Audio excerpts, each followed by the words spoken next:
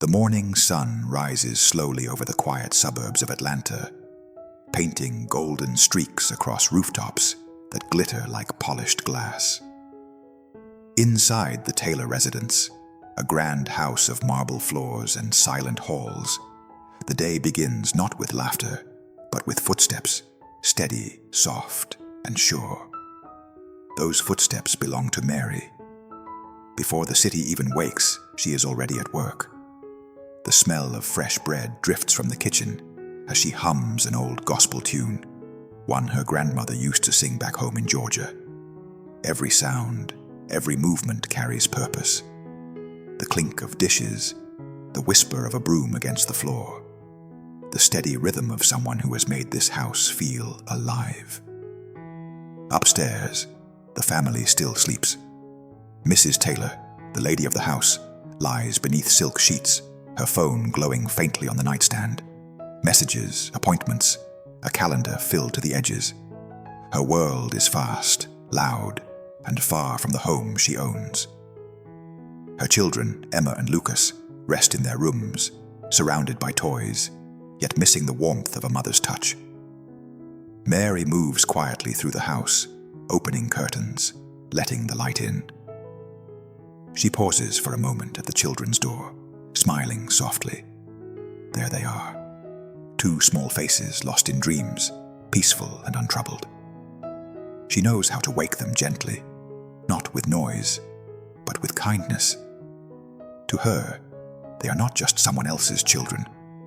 They are pieces of her heart. Downstairs, breakfast is already waiting. Pancakes, fruit, warm milk, the simple things that start a day right. Mary places everything with care, as if setting the table for love itself. The walls of the house, once cold, seem to breathe when she's around. Outside, a car engine hums. The gardeners arrive, the mailman passes, the world continues its routine.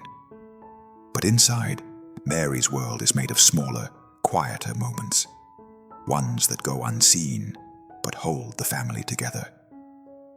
The Taylors never quite notice how the towels are always folded just right, or how the children's school clothes are pressed and cleaned before sunrise. They never notice the soft whisper of a prayer Mary says under her breath each morning, asking for patience, for strength, and for the children's happiness. When Mrs. Taylor finally walks downstairs, perfume heavy in the air and phone pressed to her ear, the house is already spotless. She doesn't see the tiredness in Mary's eyes or the pride behind her gentle smile. She simply expects it. And Mary, as always, gives it. To outsiders, she's just the maid. To those children, she's the heartbeat of their home. While their mother chases meetings and mirrors, Mary teaches them the quiet beauty of care, the strength of kindness, and the power of presence. In a world that measures worth by wealth, Mary's worth is invisible, but felt everywhere. Because sometimes love doesn't shout from grand rooms. It whispers in kitchens at dawn, carried in the soft hands of a woman who gives her whole heart to someone else's home. Days in the Taylor household follow a rhythm, one not created by schedules or alarms, but by Mary's gentle presence. She moves through the house like sunlight through curtains, quietly touching everything and everyone around her. It's in the small things she does that love becomes visible. The way she ties Emma's hair before school, humming softly so the little girl starts her day with calm instead of rush. The way she kneels beside Lucas, showing him how to tie his shoelaces, letting him try again and again until he gets it right.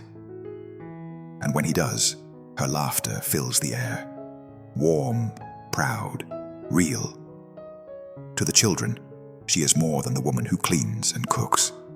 She's the one who listens when they speak, even about the smallest things. When Emma worries about a test, Mary doesn't just tell her to study. She sits beside her, helping her sound out each word, each number. When Lucas scrapes his knee, She doesn't simply apply a bandage. She tells him how brave he is, how strong he's becoming. Every day, Mary gives them what their world has been missing: attention, patience, and love. In the afternoons, after homework and snacks, she reads them stories, sometimes fairy tales, sometimes stories from her own childhood, about courage and kindness, about her mama who worked hard but always smiled through struggle. The children listen wide-eyed, not realizing that these stories are lessons in empathy, in humility, in strength. As the sun sets, Mary makes sure everything is ready for the evening. Dinner on the table, rooms neat, lights soft. When Mrs. Taylor finally returns, heels clicking across marble floors, Mary greets her politely, never once showing how tired she feels. The children run to their mother, showing drawings or test papers, but often Mrs. Taylor only nods distractedly. Her mind is elsewhere: business, friends, phone calls. And when she disappears into her room, it is Mary who stays behind, helping the children into pajamas, listening to their bedtime whispers. Each night, before turning off the lights, Mary whispers a quiet prayer over them, a prayer for their safety, a prayer that they never forget what love feels like, even if it doesn't come from where it should. Sometimes, when the children are asleep, she sits alone in the kitchen, holding a cup of tea that's long gone cold. Her hands are rough from years of work, but her heart is tender, full, because in these children she sees a piece of herself, a reflection of the care she once longed for and now gives freely. To the world, Mary is invisible, but to Emma and Lucas, she is the center of everything that feels right. Their comfort, their guide, their quiet protector. In the grand halls of a house built with money, it is Mary's love that makes it a home. And though she wears a uniform, in the eyes of the children, she wears a crown. There comes a point when love begins to show its absence, not in loud arguments, but in silence. Inside the Taylor home, that silence grows deeper with each passing day. Mrs. Taylor's life is a parade of appointments, flashing lights, and social smiles. Her mornings begin with phone calls, her afternoons with meetings, her evenings with parties that stretch long into the night. She believes she's doing it all for her family, building a future, creating a name, maintaining a status. But in her race to appear perfect, she forgets the simplest truth. Children don't remember wealth, they remember warmth. Mary watches quietly, never judging, but she feels the emptiness that hovers in the air after Mrs. Taylor leaves each morning.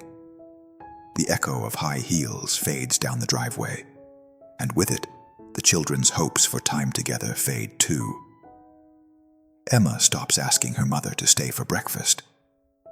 Lucas no longer runs to the door when he hears the car pull in.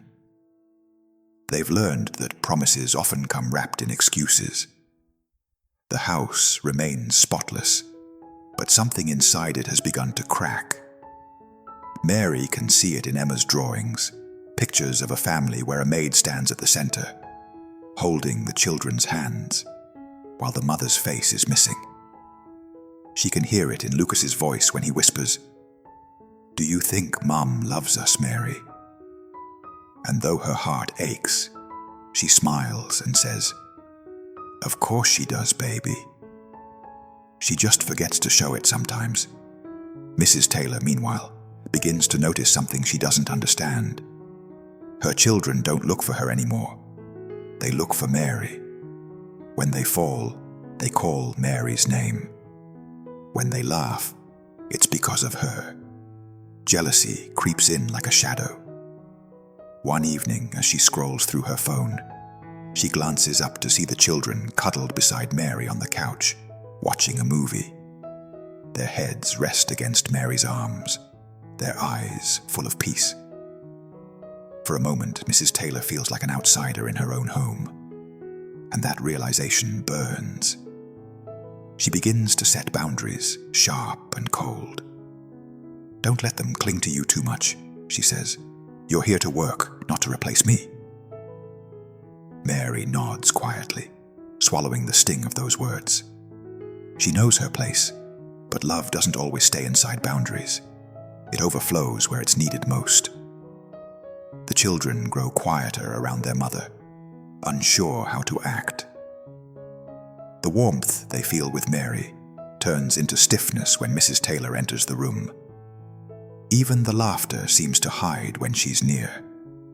In the heart of that big, beautiful house, a wall is slowly being built, not of bricks, but of neglect. A mother stands on one side, chasing perfection. A maid and 2 children stand on the other, holding on to what little love remains.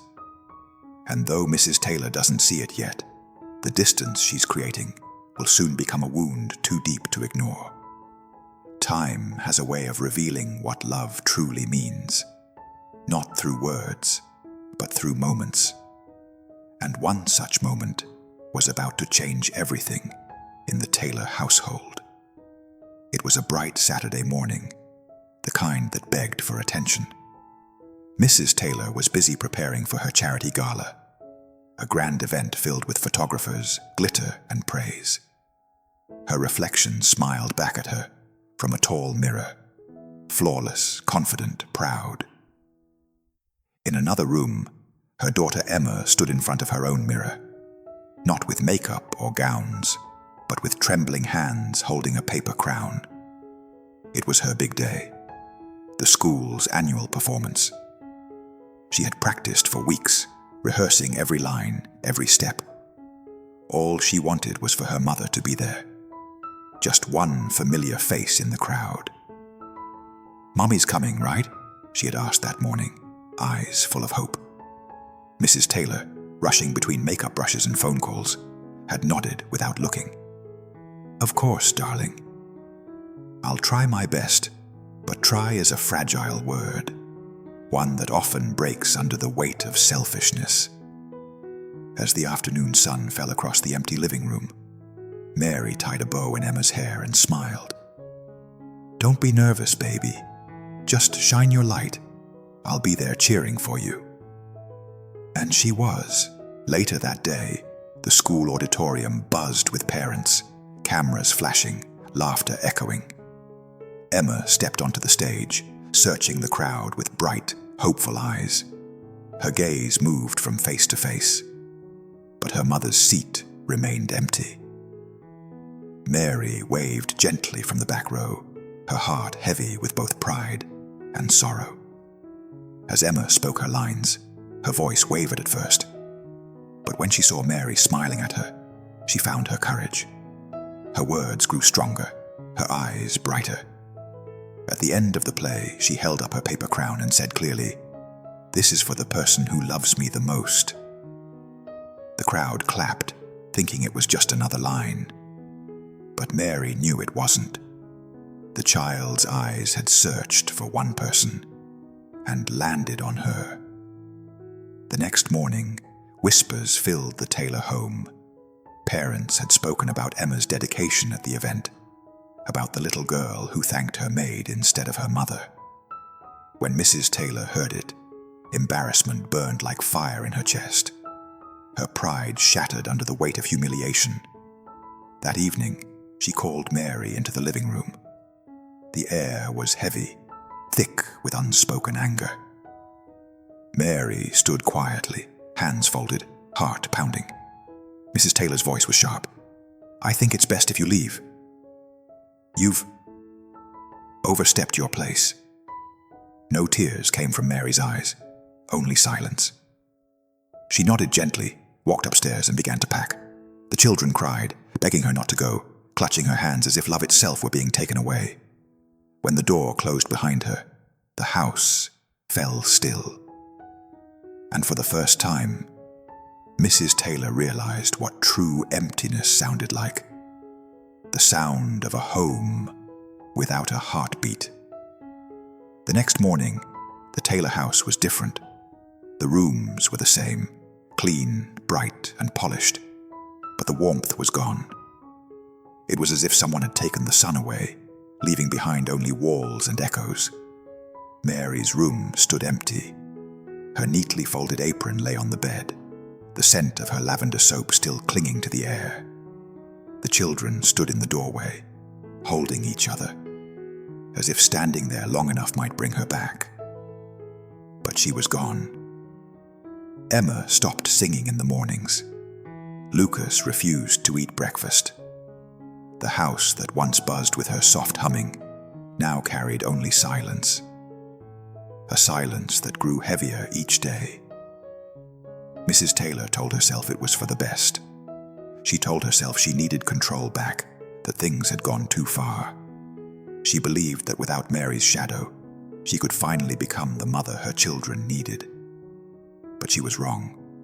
Her attempts at closeness felt forced, almost foreign.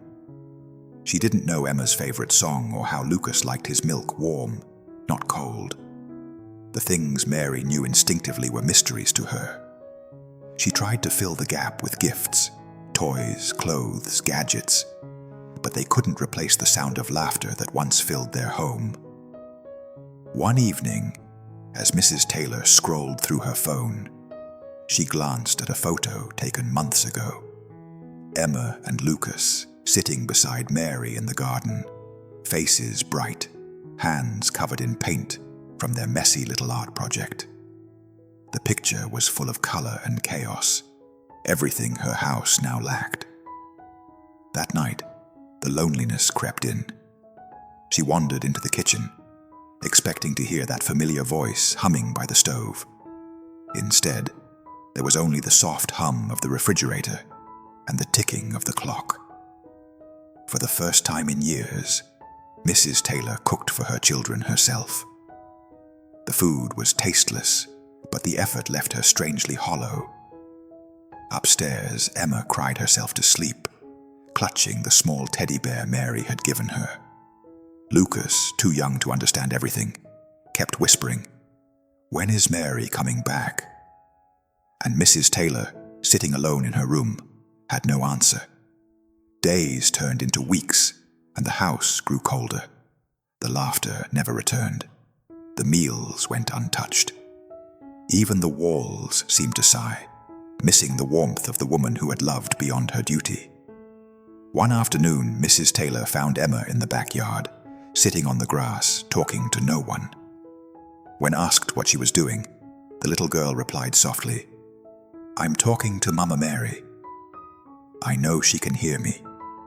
Something inside Mrs. Taylor broke then, a quiet, invisible breaking. For the first time, she realized that she hadn't just lost a maid. She had lost the heart of her home. And in that moment, surrounded by silence and regret, Mrs. Taylor began to understand what love truly costs, and how easily it can be driven away by pride. Nights grew longer after Mary left. The grand Taylor house, once glowing with light and laughter, now stood in quiet sorrow. The silence that Mrs. Taylor had once found peaceful now haunted her. Each sound, the creak of the floor, the tick of the clock, reminded her of what was missing. Her children no longer ran to her with open arms. Their eyes, once bright, had dimmed with sadness. They spoke less, smiled less, lived less. And in those still moments between work calls and empty dinners, Mrs. Taylor began to feel something she hadn't in years: guilt. One night, as rain poured outside and thunder rolled softly in the distance, Lucas woke up crying. His little body trembled with fever. He called out in the dark, voice breaking, "Mama Mary. I want Mama Mary." Mrs. Taylor rushed into his room, panic rising in her chest. She tried everything, cold towels, medicine, comfort, but nothing calmed him. He kept whispering the same name, the same plea. and for the first time, Mrs. Taylor understood what it meant to be powerless. With shaking hands, she picked up her phone and scrolled through her contacts until she found Mary's number. Her pride tried to stop her, but a mother's fear pushed her forward. She pressed call. When Mary answered, her voice was calm, steady, the same voice that had once kept this home from falling apart. Within minutes, she was there, standing in the doorway, soaked from the rain, but glowing with quiet strength. She didn't ask questions. She didn't bring up the pain or the past. She simply went straight to the boy's side, pressing a cool cloth to his forehead, humming that same familiar tune that once filled the house. And almost instantly, Lucas stopped crying. Mrs. Taylor stood in the doorway, tears blurring her vision. For the first time, she truly saw Mary. Not as a maid, not as an employee, but as the woman who had carried her children's hearts when she herself could not. When the fever eased and the children finally slept, Mary turned to leave. But Mrs. Taylor stopped her. Her voice trembled as she whispered, "I'm sorry, Mary, for everything." Mary looked at her for a long moment, then smiled softly. "Children need love, ma'am. It doesn't matter who gives it, as long as it's real." That night changed everything. The walls that had divided them began to fall. Mrs. Taylor started waking up early, joining the children for breakfast. She learned to braid Emma's hair, to read Lucas bedtime stories. At first, it felt awkward. But love, even when late, has a way of finding its rhythm again. Mary stayed on, not as a maid, but as family. The house filled once more with warmth, laughter, and life. And as Mrs. Taylor watched her children hug Mary goodnight, she finally understood. Being a mother isn't about giving life. It's about giving love. Because sometimes the ones who serve us are the ones who save us. Seasons passed, and the Taylor home began to breathe again. The silence that once haunted its halls was now replaced with laughter. Real laughter, the kind that comes from healing hearts. In the mornings, sunlight poured through the windows just as it always had, but now it touched something different. Togetherness. Emma's giggles echoed down the hallway as Mrs. Taylor helped her pack for school. Lucas ran circles around the table, proudly wearing his mismatched socks. A tradition Mary had started, calling it his lucky look. Breakfast became a family affair. No longer a quiet table waiting for a mother who never saw it down. Now it was filled with voices, chatter, and warmth. Pancakes stacked high, syrup spilled across plates, and the sound of belonging. Mrs. Taylor had changed. She still worked, still wore her elegant clothes and heels, but something inside her had softened. She had learned that perfection didn't make a home. Presence did.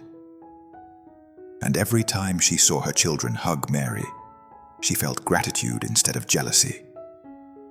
In the afternoons, the three of them, Emma, Lucas, and Mary, would sit in the garden, painting, reading, or planting tiny flowers. Mrs. Taylor often joined them, sitting beside Mary, not above her. Two women, different in every way, yet bound by the same love for two small hearts.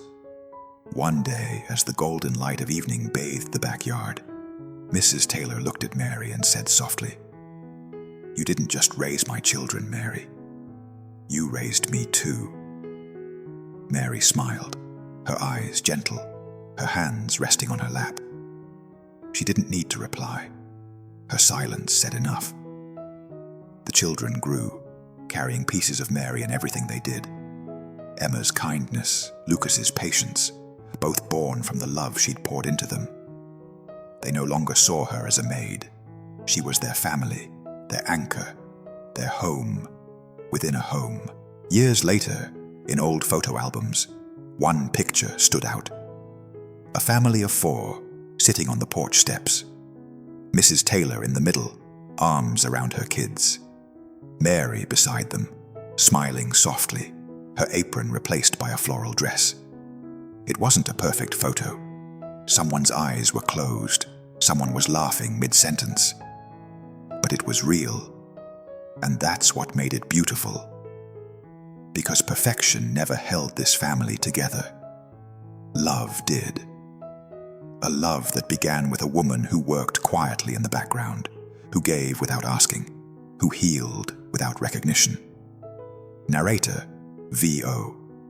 Sometimes the heroes of our stories wear no crowns, hold no titles, and expect no reward. They simply love, and in doing so, they change lives forever. Mary didn't just raise the Taylor children better than their mother. She taught their mother how to love them, and in the end, that made her not just their maid, but their miracle.